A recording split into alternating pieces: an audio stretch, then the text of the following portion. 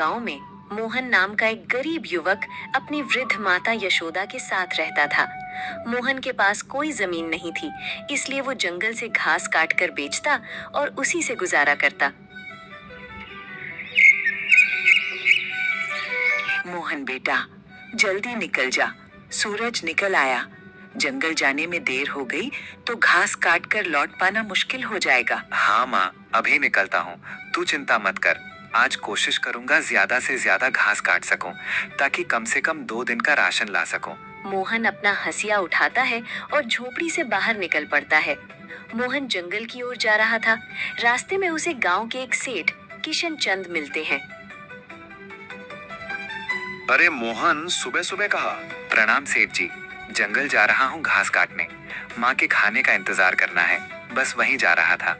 तू भी अजीब आदमी है, न जमीन न खेत, बस घास बेचकर क्या गुजारा होता होगा तेरा? सेठ जी, भगवान ने जो दिया, जितना दिया उसी में जी रहा हूँ। बात तो तू सही कह रहा है। अच्छा सुन, कल से मेरे गौशाला का काम शुरू होगा। मुझे घास की जरूरत पड़ेगी, क्या तू घास पहुंचा देगा? क्यों नहीं सेठ जी, अगर आपको घास चाहिए तो मैं पहुंचा दूंगा। बस बता दीजिए कितनी चाहिए और कब तक। अच्छा, तो कल से ही मेरी गौशाला में घास पहुंचाना शुरू कर दे। दाम अच्छा दूंगा, और हाँ, तेरा काम ठीक रहा तो आगे भी तुझसे ही काम लूंगा। धन्यवाद सेठ जी, मैं पूरी मेहनत लगा दूंगा। मोहन जंगल में पहुंचता है। चारों ओर हरे भरे पेड़, पक्षियों की चहचहाहट सुनाई दे रही थी। वो हंसिया उठाकर घास काटना शुरू करता है। अगर ये काम चल गया तो माँ को आराम मिलेगा, झोपड़ी भी ठीक करवा सकूंगा। भगवान बस साथ देना। शाम होते होते मोहन घास बांधकर अपने कंधे पर लादता है और गांव लौटता है। उसकी माँ यशोदा झोपड़ी के बाहर उसका इंतजार कर रही थी। आ गया बेटा, बहुत देर लगा दी, थक गया होगा। हाँ माँ, पर आज मन खुश है। सेठ जी ने बहुत सारी घास मंगवाई है। अगर काम ठीक रहा तो दिन बदल सकते हैं। भगवान तेरा भला करे, तेरी मेहनत रंग लाएगी। यशोदा बचे राशन से खाना बनाती है, फिर दोनों साथ में खाना खाते हैं।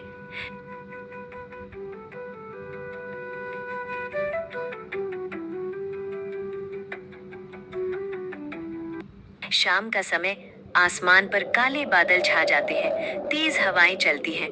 अचानक बारिश शुरू हो जाती है। झोपड़ी के अंदर यशोदा खाट पर लेटी थी। ठंडी हवा से उसे तेज बुखार हो जाता है। हो राम, मेरा सिर जल रहा है बेटा। अरे माँ, ये क्या हो गया? तेरा शरीर तप रहा है। तू बिल्कुल चिंता मत कर, मैं अभी दवा लेकर आता हूँ। इसके बाद मोहन तुरंत भीगता हुआ बाहर निकलता है। तेज बारिश में वो भीगकर उसकी हालत बदतर हो जाती है। वो भीगता हुआ सेठ किशन चंद की हवेली पर पहुंचता है और दरवाजा खटखटाता है।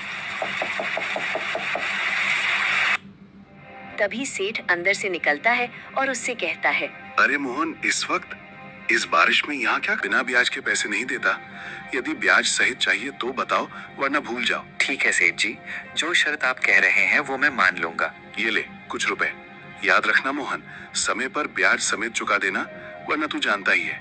धन्यवाद सेठ जी, मैं मेहनत करके आपके एक एक पैसे चुका दूंगा। मोहन बारिश में ही भीगता हुआ तूफानी बारिश में क्या कर रहा है? सब ठीक तो है? वैद्य जी, मेरी माँ को तेज बुखार आ गया है, कृपया जल्दी से कोई दवा दे दीजिए। ओह ठीक है, रुक, मैं अभी जड़ी बूटियां तैयार करता हूँ। वैद्य एक छोटी थैली में दवा भरकर मोहन को देते हैं। ये दवा हर 3 घंटे में देना, तेरी माँ को आराम मिलेगा। धन्यवाद वैद्य जी। मोहन पैसे देकर वापस झोपड़ी की ओर लौटता है। माँ देखो, दवा ले आया, ये लो, अब खा लो। मोहन माँ को दवा खिलाता है और पानी पिलाता है। कुछ देर बाद माँ का पसीना छूटता है। अरे, अब थोड़ा आराम लग रहा है बेटा। भगवान का शुक्र है माँ, तू जल्दी ठीक हो जाओगी। ठीक हो जाओगी।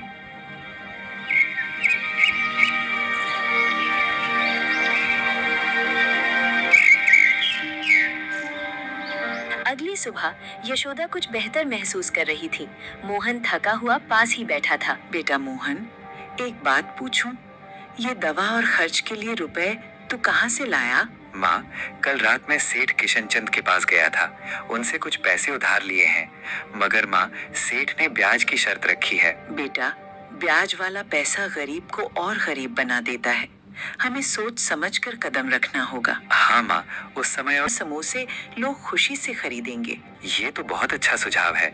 अगर काम चल पड़ा तो धीरे धीरे हम सेठ का उधार भी चुका देंगे। हाँ बेटा, मेहनत और ईमानदारी से करोगे तो भगवान साथ देगा। इसके बाद मोहन कुछ पैसे लेकर गांव की किराना दुकान पर पहुंचता है। राम राम लाला जी, मुझे बेसन, तेल, हरी मिर्च, धनिया और मसाले चाहिए। समोसे बनाने का सामान दीजिए। अरे मोहन, अब तू घास का काम छोड़कर अब समोसे बेचेगा क्या? वाह रे मोहन।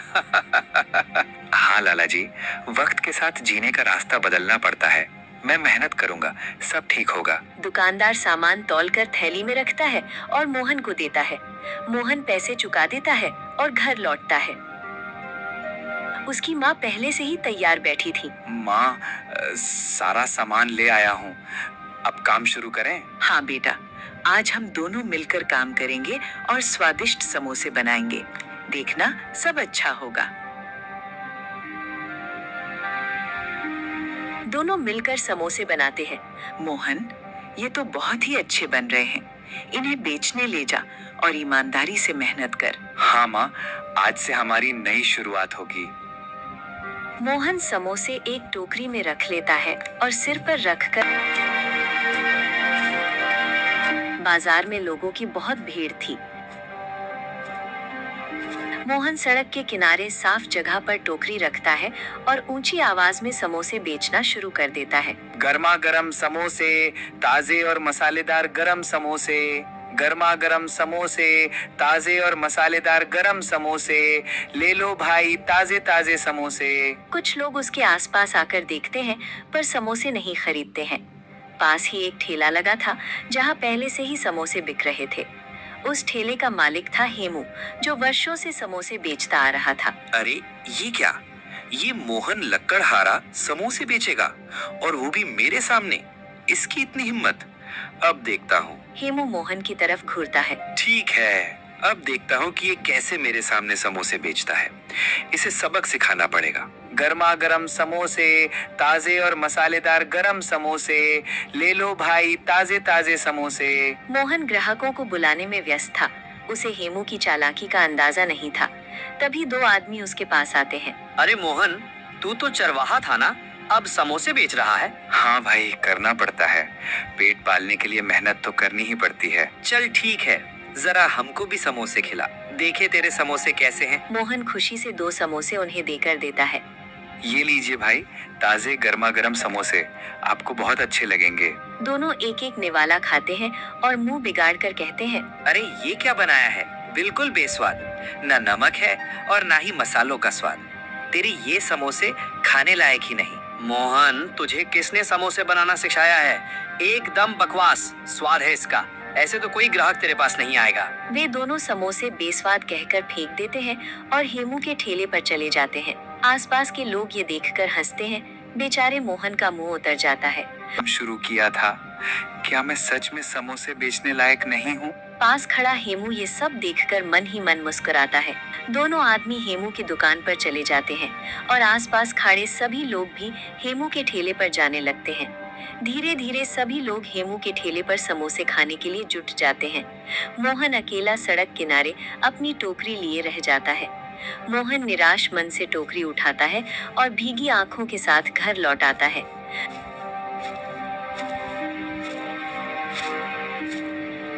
झोपड़ी के दरवाजे पर उसकी माँ इंतजार कर रही होती है।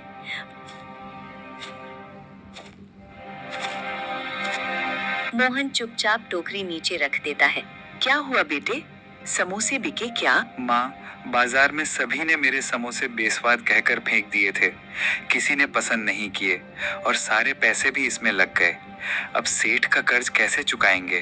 बेटे, चिंता मत कर। हर नया काम शुरुआत में कठिन होता है। भगवान तेरे लिए कोई ना कोई रास्ता जरूर निकालेंगे। अब चल अंदर, कुछ खा ले। मोहन की माँ उसे ढाढ़स बंधाती है। तभी सेठ किशन चंद अपने 2 आदमियों के साथ दरवाजे पर आता है। माँ, ये तो सेठ की आवाज है। लगता है पैसे वसूलने आए हैं। हिम्मत रख बेटा, तू बस सच बोलना, भगवान सब ठीक करेगा। मोहन अपनी माँ के साथ बाहर आता है। सेठ अपने आदमियों के साथ खड़ा हुआ था। सेठ जी, मुझे पता है आप पैसे लेने आए हैं। अभी मेरे पास कुछ नहीं है, मगर क्षमा कीजिए, मैंने जो आपसे पैसे लिए थे वो समोसे के काम में लगा दिए। अभी काम अच्छा नहीं चल रहा, लेकिन जैसे ही काम संभल जाएगा मैं आपके पैसे चुका दूंगा। ये सब सुन वो अपनी मूंछों पर ताव देते हुए गरजते हुए बोला। अरे मुझे बेवकूफ मत बना। तेरे समोसे का क्या भरोसा, बिके या ना बिके। मैं हाथ पर हाथ धरे कब तक बैठा रहूंगा। मैंने तुझे उधार पैसे दिए थे, ये कोई मजाक नहीं है। बाहर फेंकते हैं। सेठ जी, ऐसा मत किसान, मेरी बूढ़ी माँ कहाँ जाएंगी। बेटा सब्र रख, भगवान सब देख रहे हैं। आसपास गारा दृश्य देख रहे थे, लेकिन सेठ के डर से कोई कुछ नहीं बोल रहा था। मोहन और उसकी माँ अपना सामान उठाते हैं और गांव से दूर चले जाते हैं। चलते चलते वे नदी किनारे पहुंचते हैं। वहां घास और पेड़ पौधे थे। बेटा अब हम कहाँ रहेंगे? देख, माँ, जब तक भगवान साथ है हम भूखे प्यासे नहीं मरेंगे। यहीं इस नदी किनारे एक छोटी सी कुटिया बना लेंगे। इसके बाद मोहन जंगल से कुछ लकड़ियां और घास पत्ते इकट्ठा करता है। माँ मदद करती है। धीरे धीरे वे दोनों मिलकर रहने की छोटी सी कुटिया बना लेते हैं। अब सिर पर छत तो है, चाहे छोटी ही क्यों ना हो, सिर ढकने के लिए काफी है। हाँ माँ, ये झोपड़ी हमारे लिए किसी महल से कम नहीं। कुछ समय बाद मोहन फिर समोसे बनाकर बाजार जाता है और तेज आवाज लगाता है। शायद आज कोई मेरे समोसे खरीद ले, शायद आज सब कुछ बदल जाए। गर्मा गर्म समोसे, ताजे और मसालेदार गरम समोसे।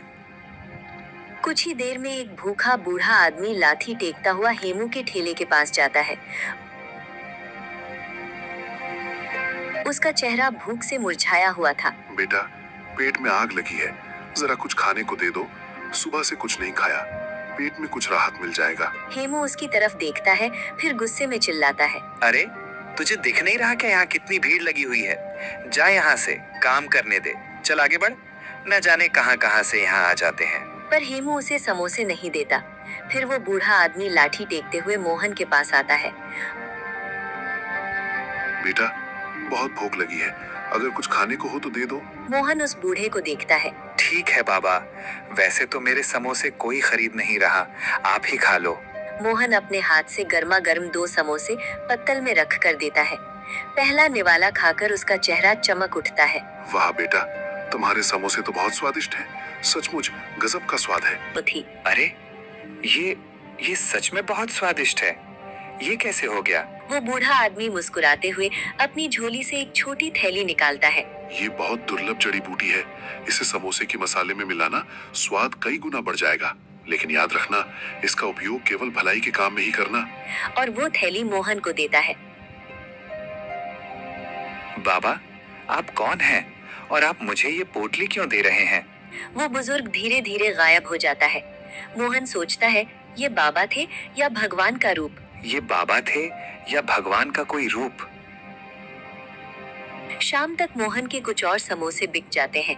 वो थका हुआ मगर थोड़ा खुश होकर अपने घर लौट आता है। माँ, ओ माँ, आज तो भगवान ने चमत्कार कर दिया। कुछ समोसे बिक गए और हाँ, आज एक बाबा ने मुझे ये जड़ी बूटी दी है। बेटा, हो सकता है वो भगवान के भेजे हुए कोई दूत हो, तो उनकी बात को हल्के में नहीं लेना।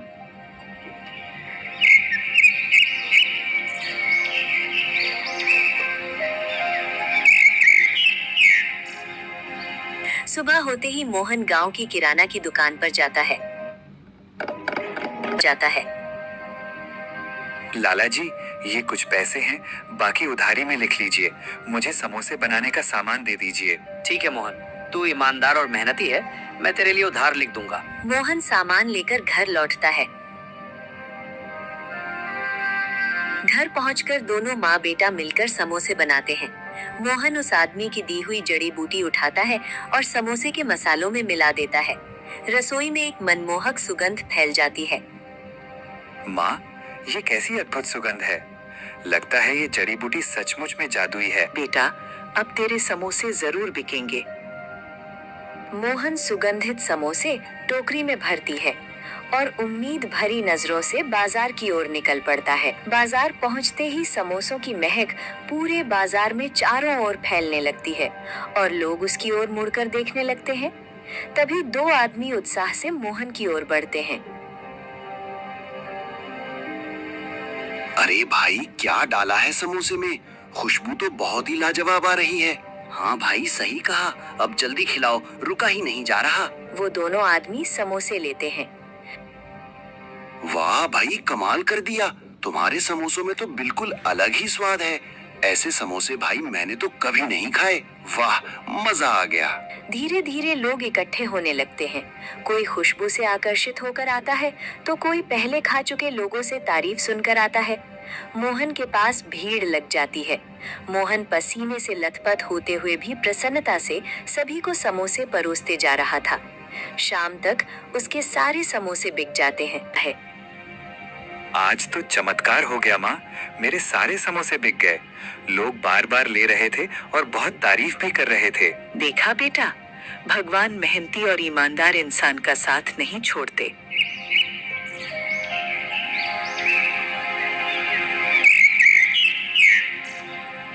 अगली सुबह मोहन सुबह सुबह बाजार पहुंचता है। समोसे में बाबा की दी हुई जड़ी बूटी मिलाकर लाता है। थोड़ी ही देर में समोसे की खुशबू चारों तरफ फैल जाती है। अरे, वही समोसे वाला आ गया। चलो जल्दी जल्दी ले ले, वरना खत्म हो जाएंगे। कुछ ही देर में मोहन के पास भीड़ लग जाती है। उधर हेमू अपने ठेले पर खड़ा गुस्से से देख रहा था। उसके ठेले पर एक भी ग्राहक नहीं था। ये लक्कड़हारा कहाँ से समोसे वाला बन गया? और ऊपर से सब लोग इसके पास ऐसे कैसे टूट पड़े हैं? मुझे तो एक एक ग्राहक के लिए आवाज लगानी पड़ती है। आखिर चक्कर क्या है? क्योंकि इसमें कोई हुनर ही नहीं। वो गुस्से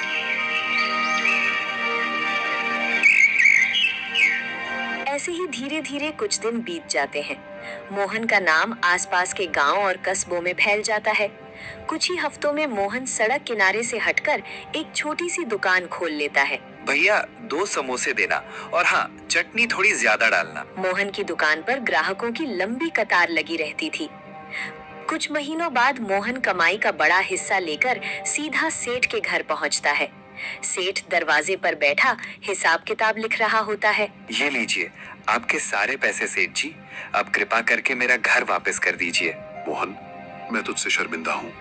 उस दिन लालच में आकर मैंने तेरे साथ बहुत ज्यादती की थी। तूने मेहनत और ईमानदारी से अपनी किस्मत बदल दी।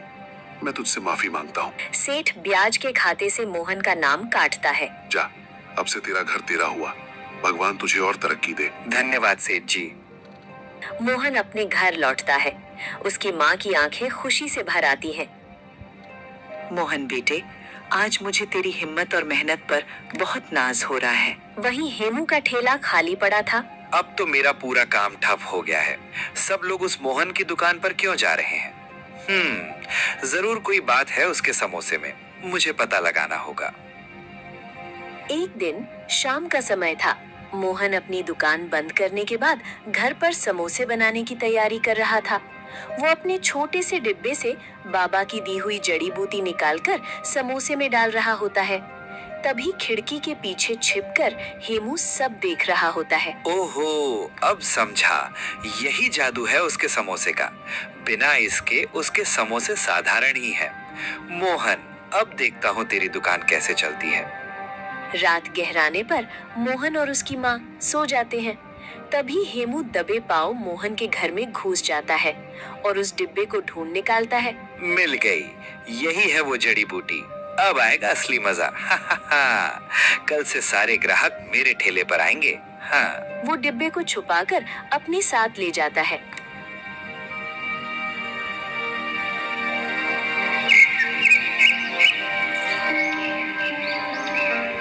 अगली सुबह मोहन समोसे बनाने की तैयारी करने जुट जाता है। वो उसी डिब्बे को निकालने अलमारी में देखता है, लेकिन डिब्बा उसे नहीं दिखता है।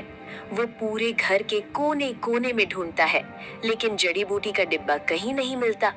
उधर हेमू अपने ठेले के पास बैठा था। सामने वही चुराया हुआ जड़ी बूटी का डिब्बा रखा हुआ था। वो जल्दी जल्दी समोसे के ठेले को सजा देता है।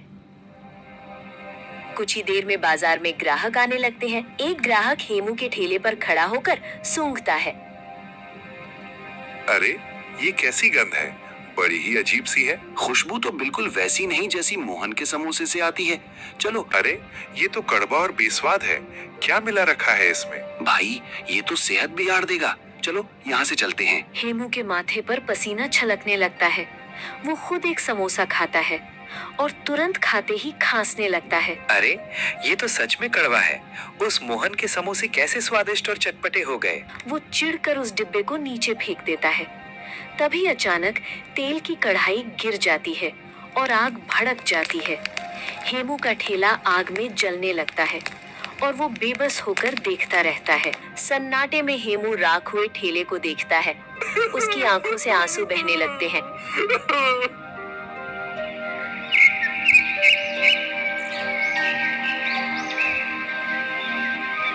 अगली सुबह हेमू सीधा मोहन की दुकान पर पहुंचता है। मोहन ग्राहकों को समोसे परोस रहा था। हेमू हाथ जोड़कर उसके सामने खड़ा हो जाता है। मोहन भाई, मुझे माफ कर दो। मैंने तुम्हारी जड़ी बूटी चुराई थी। मैंने सोचा तुम्हारी सफलता को छीन लूंगा, पर लालच में सब कुछ जलकर राख हो गया। हेमू, लालच का रास्ता हमेशा बर्बादी की ओर ले जाता है। मेहनत और सच्चाई ही इंसान को आगे बढ़ाती है। मैं तुझे माफ करता हूँ। बस लालच मत करना, मेहनत और ईमानदारी से काम करना, तभी सुख और सम्मान मिलेगा। हाँ मोहन भाई, अब मैं मेहनत से ही कमाऊंगा। यही मेरी सबसे बड़ी सीख है।